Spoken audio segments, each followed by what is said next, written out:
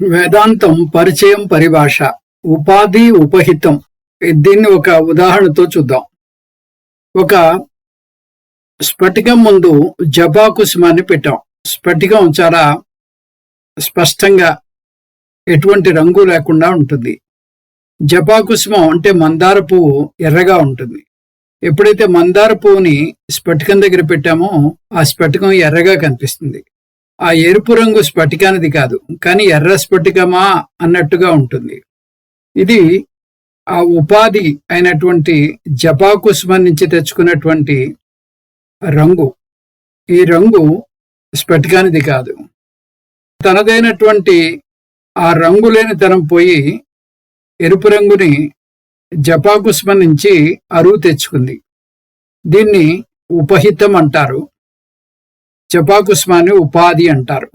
ఉపాధిలో ఉండేటటువంటి ఆ లక్షణాలు ఉపహితం మీద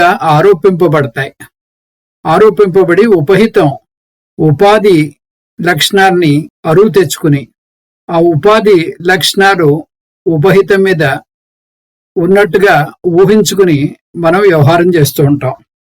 ఇక్కడ మన శరీరం చాలా అశాశ్వతమైనది, ఆత్మ శాశ్వతమైనది. శరీరం పరిమితమైనది, ఆత్మ పరిమితం లేనిది. ఈ ఆత్మ శరీరానికి అతి దగ్గరగా ఉండడం వల్ల శరీరానికి ఉండేటటువంటి ఆ పరిమితత్వం ఆత్మ మీద ఆరోపిస్తూ ఉంటాం. ఇందులో ఆత్మ ఉపహితం, శరీరం ఉపాధి. అందుకని ఉపాధి లక్షణాలు శరీరానికి ఉండేటటువంటి అస్థి, జాయతే, వర్ధతే, విపణమతే, అపక్షీయతే, వినశ్యతి అనేటటువంటి షడ్వికారాలు కూడా ఆత్మకి మనం ఆపాదిస్తూ ఉంటాం. నిజానికి ఆత్మకి ఎటువంటి వికారాలు లేవు, ఎటువంటి పరిమితత్వము లేదు. ఇది ఉపాధి ఉపహితం.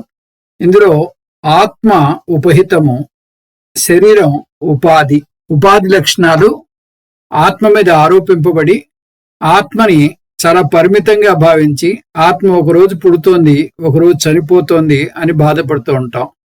ఇది ఉపాధి ఉపహితం యొక్క వివరణ.